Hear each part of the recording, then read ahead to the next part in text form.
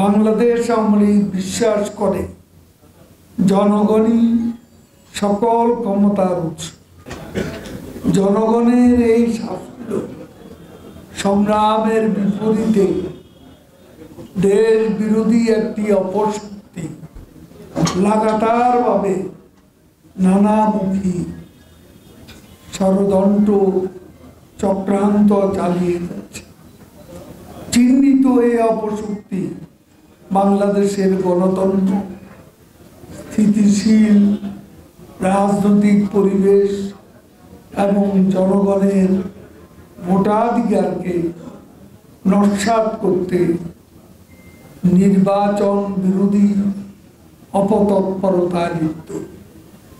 গণতন্ত্র, শান্তি, উন্নয়ন, নির্বাচন বিরোধী এই অপশক্তির বিরুদ্ধে দেশরত্ন শেখ হাসিনা এ আহ্বান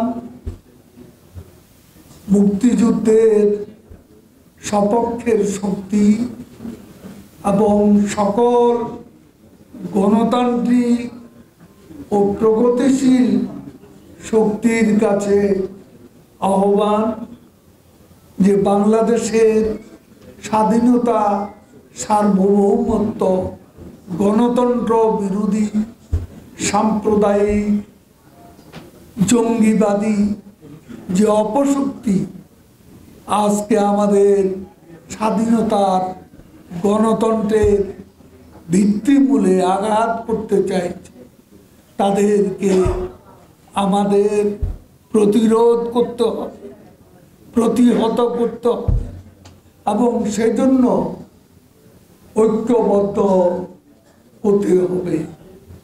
উপজেলা নির্বাচনকে সামনে রেখে আমাদের নেত্রী বঙ্গবন্ধু কন্যা শেখ হাসিনা সবাইকে ভোটের সাংবিধানিক ভোটের মাধ্যমে সাংবিধানিক অধিকার প্রয়োগের জন্য আহ্বান জানিয়েছে।